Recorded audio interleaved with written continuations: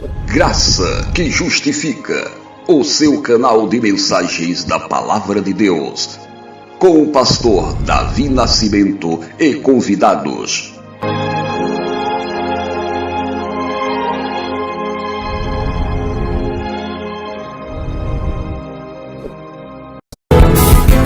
Palavra da Verdade, com Hernandes Dias Lopes. Nós vamos abrir a Palavra de Deus em Romanos, carta de Paulo aos Romanos, capítulo 12, versos 1 e 2. Peço que você abra sua Bíblia comigo e acompanhe a leitura desse texto. Após o que, mantenha sua Bíblia aberta para nós considerarmos juntos esta passagem. Romanos 12, 1 e 2. O apóstolo Paulo escreve assim: Rogo-vos, pois, irmãos, pelas misericórdias de Deus, que apresenteis o vosso corpo por sacrifício vivo, santo e agradável a Deus, que é o vosso culto racional. E não vos conformeis com este século, mas transformai-vos pela renovação da vossa mente, para que experimenteis qual seja a boa, agradável e perfeita vontade de Deus. Amém. Eu gostaria de pensar com vocês como eu posso saber a vontade de Deus para a minha vida. Queria considerar isso à luz desse texto com vocês nesta manhã.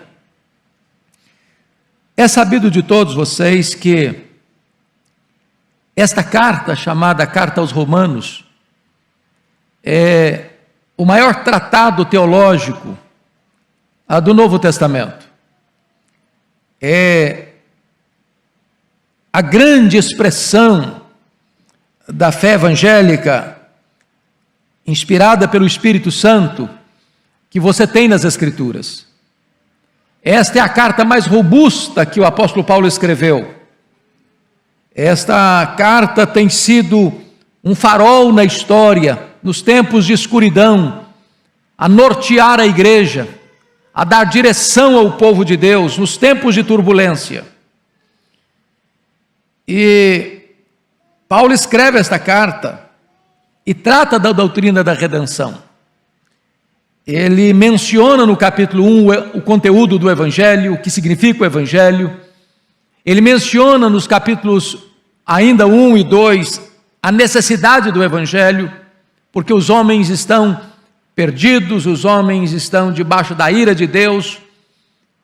Não importa se judeus, não importa se gentios, não importa se moralistas, todos pecaram e destituídos estão da glória de Deus.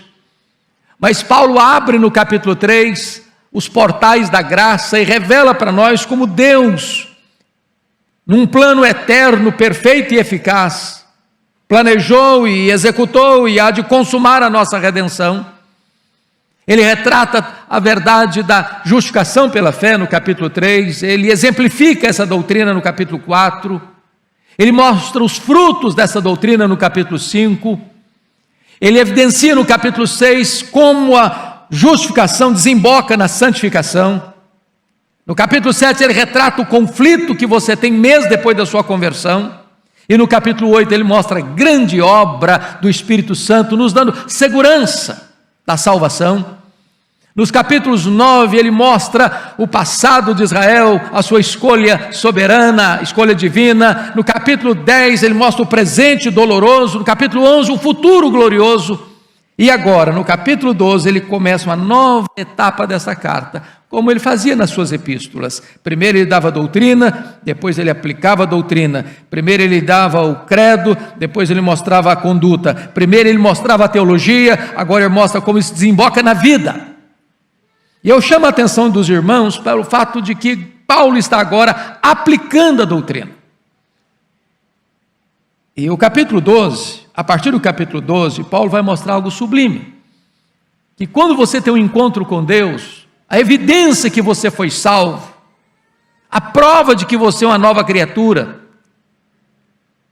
a evidência cristalina de que você foi justificado pela fé, é que isso tem implicações reais, profundas nos seus relacionamentos.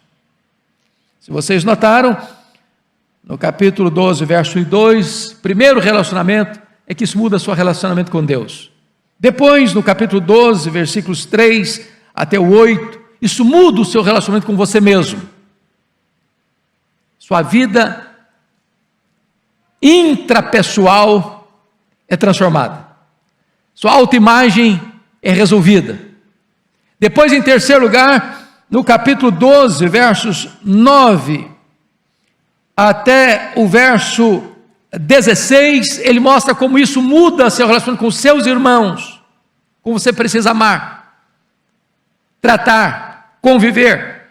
Mas em quarto lugar, seu relacionamento com os seus inimigos, a partir do capítulo 12, verso 17 até o verso 21. Como é que você lida com isso? No capítulo 13, ele mostra como a salvação muda seu relacionamento com as autoridades constituídas, com os governantes. Mas no capítulo 14, 15 e 16, finalmente ele diz como a sua salvação implica e impacta o seu relacionamento com pessoas que pensam diferente de você, mas que pertencem à mesma igreja de Deus, em coisas secundárias. O que ele chama de crentes fracos e crentes fortes. Hoje, especificamente, eu quero tratar com você, desses dois versículos, a diferença da nossa relação, a mudança da nossa relação com Deus. E como é que Paulo começa? Ele diz: rogo-vos, pois, irmãos. Chama atenção que essa palavra rogar é a palavra mais forte que tem para solicitar, mas ela implica também num rogo de autoridade. Ele está ao mesmo tempo suplicando e ao mesmo tempo dando uma ordem. Notem a preposição pois, rogo-vos, pois. Esse pois aí é o liame, é o vínculo, é a ponte, é a conexão entre o que ele escreveu até no capítulo 11, que é a doutrina, que é o ensino, que é o conteúdo doutrinário, que é o conteúdo teológico, aquilo que Deus fez por você, para conectar agora com o que você vai fazer para Deus. Nós não estudamos doutrinas apenas para ter a nossa mente mais arejada, mais iluminada, para você conhecer e saber. Nós estudamos doutrina para que, ao saber destas verdades, isso impacte, isso mude, isso transforme a sua vida. Reflita nos seus relacionamentos. Então notem comigo, ele está rogando: rogo-vos, pois, irmãos, pelas misericórdias de Deus. Quando ele diz pelas misericórdias de Deus, ele está relembrando esta igreja tudo o quanto ele ensinou até aqui acerca da salvação. Você e eu fomos alcançados por causa da misericórdia de Deus. Eu estava perdido e ele me achou. Eu estava sujo e ele me lavou. Eu era escravo e ele me libertou. Eu estava condenado e ele me justificou. Eu estava morto e ele me deu vida. Tudo isso é a expressão da misericórdia de Deus por nós. Você e eu só estamos aqui hoje porque Deus é muito misericordioso conosco, porque não for a misericórdia de Deus, nós estávamos chafurdados no pecado, nós estávamos arruinados na escravidão do pecado, nós estávamos completamente amarrados do cipoal dos vícios e das mazelas. Foi a misericórdia de Deus que nos trouxe até aqui. Agora notem vocês, que em virtude disso, ele vai fazer alguns rogos. Primeiro, que apresenteis o vosso corpo por sacrifício vivo, santo e agradável a Deus, que é o vosso culto racional. Eu quero destacar aqui 3 verdades, então, desse texto. A primeira delas é o que nós chamamos de apresentação. Ele roga para que aqueles crentes, para que você e eu, apresentemos o nosso corpo. Preste atenção nisso. Pastor Arival tratou hoje aqui no batismo da antiga aliança, onde o sinal da aliança era a circuncisão. Agora, na nova aliança, o sinal é o batismo. Lá na antiga aliança, o sacerdote, representando o povo, levava ao altar um cordeiro, que era imolado e oferecido. Agora, na nova aliança, não tem mais cordeiros, porque o Cordeiro de Deus, perfeito e imaculado, foi imolado, foi sacrificado, se ofereceu de uma vez para sempre, varrendo, portanto, do altar os animais mortos. E agora é você quem oferece o seu corpo no altar de Deus, como sacrifício. Paulo está aqui, meus irmãos, combatendo o que estava no pano de fundo cultural da sua época, que era o pensamento grego, que o corpo era um túmulo, que o corpo era um claustro, que o corpo era uma prisão, e que isso desemboca em muitas doutrinas e pensamentos errados hoje. Por exemplo, o ascetismo, monastérios, isso é fruto do gnosticismo pagão, grego, que o corpo precisa ser flagelado, o corpo precisa ser castigado, o corpo não importa. Ou isso vai levar para um outro extremo, que é uma vida sem regras, de licenciosidade, de pecado desbragado. Aí Paulo diz, não, o nosso corpo tem valor. Esse corpo foi comprado, Deus o criou, Deus o comprou com o sangue do seu Filho. Esse corpo não é seu, esse corpo é propriedade de Deus, esse corpo é a morada do Espírito Santo, esse corpo é habitado pelo Espírito Santo, esse corpo precisa ser colocado agora a serviço de Deus, como sacrifício a Deus. Agora, que tipo de sacrifício? Olha comigo. Rogo-vos, pois, irmãos, pelas misericórdias de Deus, que apresenteis o vosso corpo. A palavra apresentar aqui, na língua grega, é a mesma palavra que o sacerdote fazia para o sacrifício, onde ele colocava o sacrifício, o holocausto no altar e não podia tomar de volta. É uma entrega de uma vez para sempre, sem retorno mais. Não é aquilo que você entrega e toma de volta. É você colocar o seu corpo, a sua vida, de vez, por completo, definitivamente, como sacrifício a Deus. Não é um sacrifício morto, é um sacrifício vivo. Não é um cordeiro que vai se esperneando contra a sua vontade, mas é voluntário. Esse sacrifício, diz o apóstolo Paulo, ele é também santo, a sua vida precisa ser santificada, você precisa se apartar daquilo que é errado. E como é que você pode ser um sacrifício vivo, santo e agradável? Seu corpo. É você não vendo aquilo que você não deve ver, é você não ouvindo aquilo que você não deve ouvir, é você não fazendo aquilo que você não deve fazer, é você não indo aonde você não deve ir. Outrora você oferecia os membros do seu corpo ao pecado, agora você oferece todo o seu corpo em santificação e honra para Deus.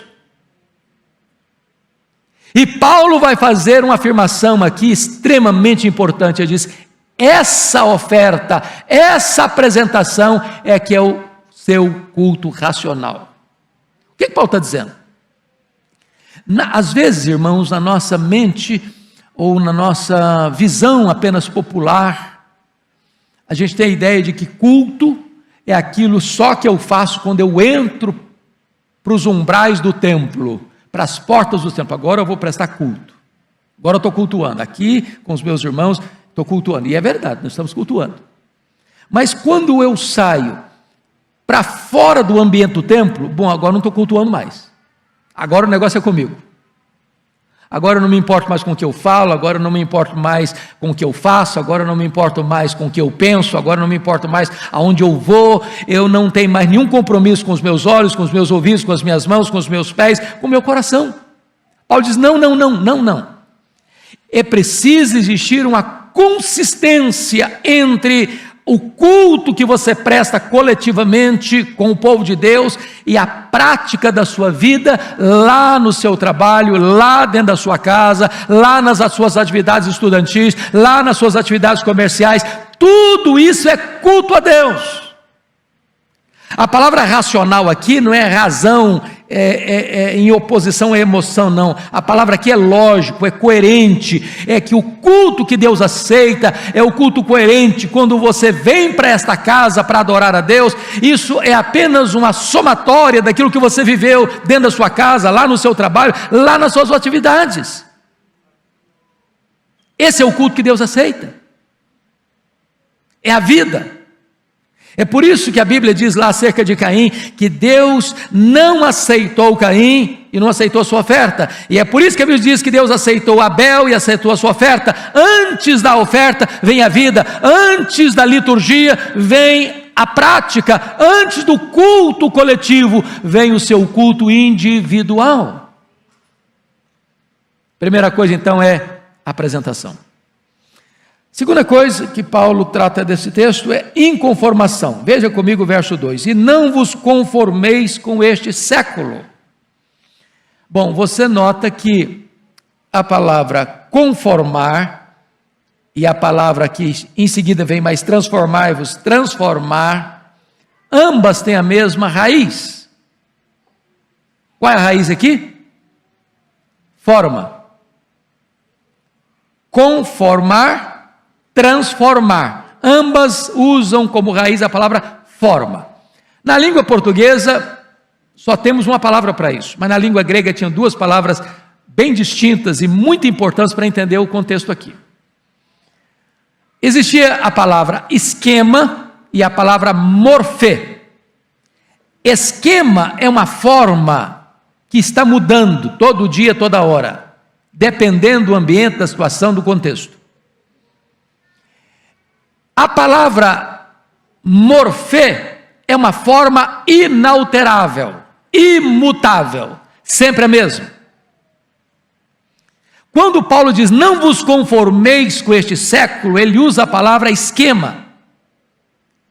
O mundo tem uma forma, o mundo tem uma forma, o mundo tem uma ética, o mundo tem uma cosmovisão, e o mundo não tem valores absolutos, são valores relativos, é uma ética situacional, depende. O que foi vergonhoso ontem é aplaudido hoje, o que era errado ontem é aceito hoje, o que era pecado ontem, hoje é apenas uma doença, uma fraqueza, uma tendência, ou seja, o mundo está mudando. Paulo está dizendo o seguinte, não ponha o seu pé nessa forma, não entre nesse esquema, não pense pela formatação desse mundo, não deixe que esse mundo formate a sua cabeça, não deixe que você tenha a mesma cosmovisão deste mundo que não tem verdades absolutas, é relativo, é situacional, é conveniência. Paulo diz, não se conforme com isso, não ponha o seu pé nessa forma, não se amolde a essa forma. Ô irmãos, ninguém precisa ser um especialista para ver isso. Você liga a sua televisão, você fica chocado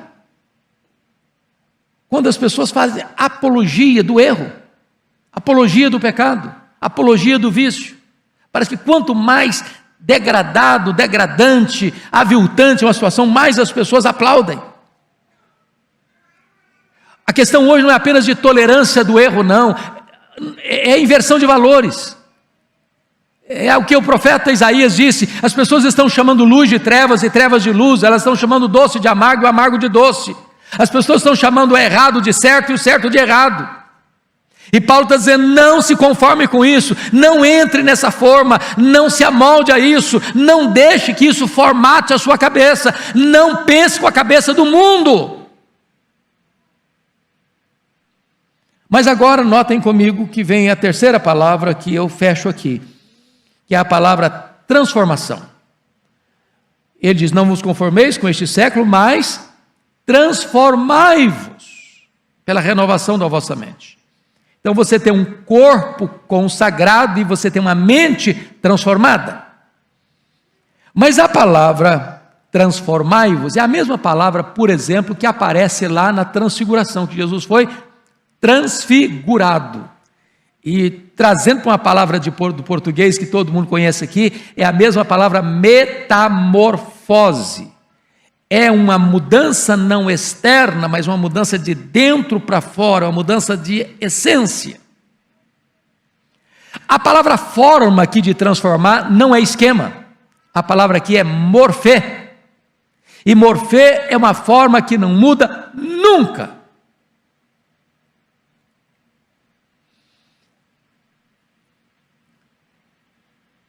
O que foi certo ontem é certo hoje, o que foi errado ontem é errado hoje, são os princípios de Deus, é a palavra de Deus.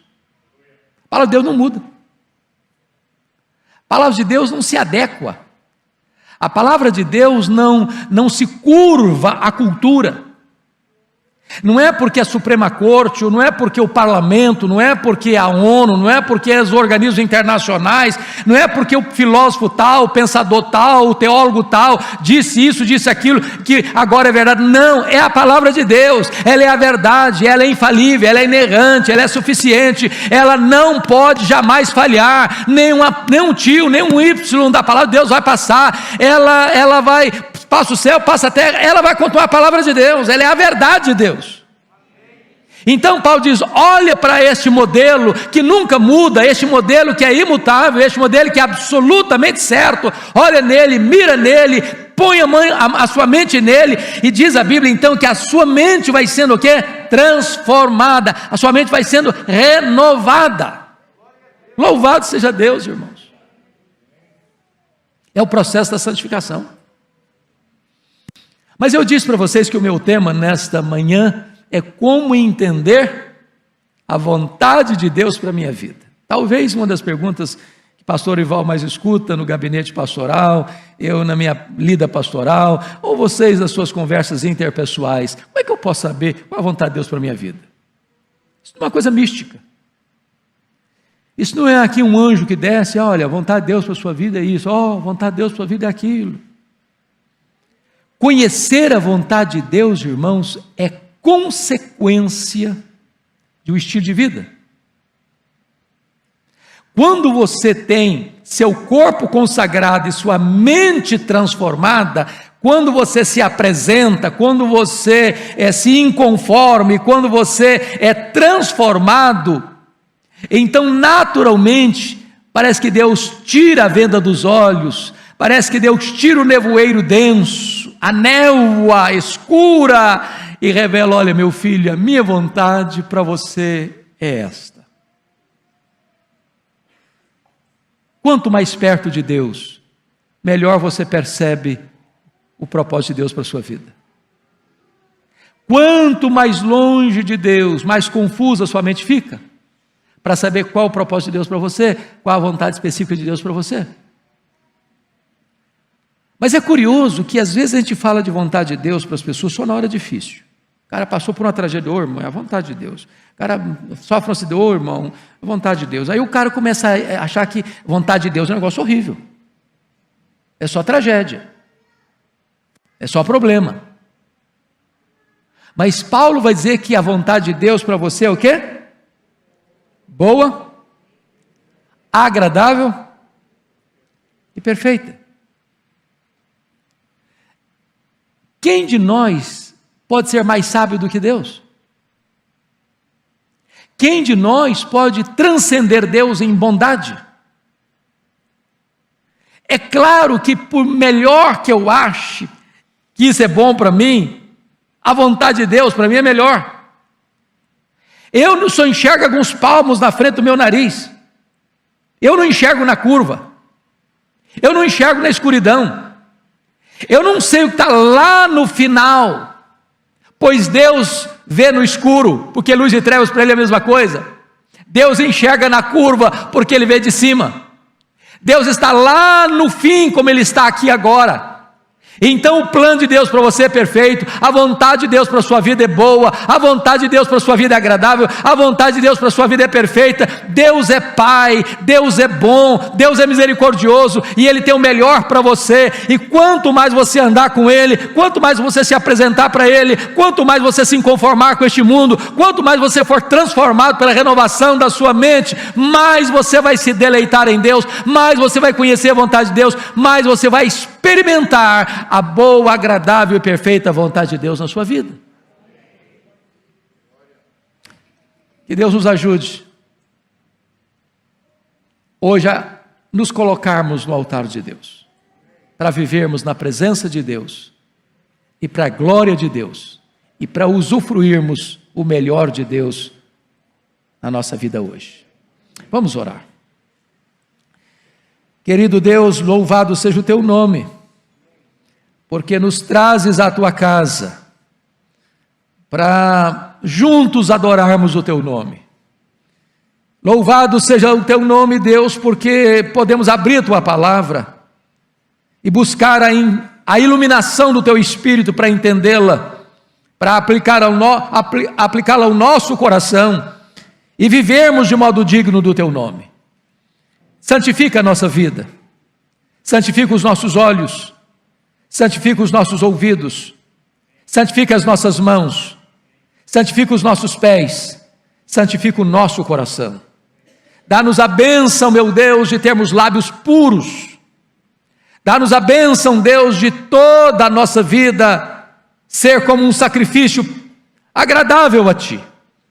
E que o nosso corpo, comprado pelo sangue do Cordeiro, possa ser instrumento para a glorificação do Teu nome, para abençoar as pessoas que se relacionam conosco, que em todo o nosso ser a Tua glória seja manifesta. Assim oramos em nome de Jesus. Amém.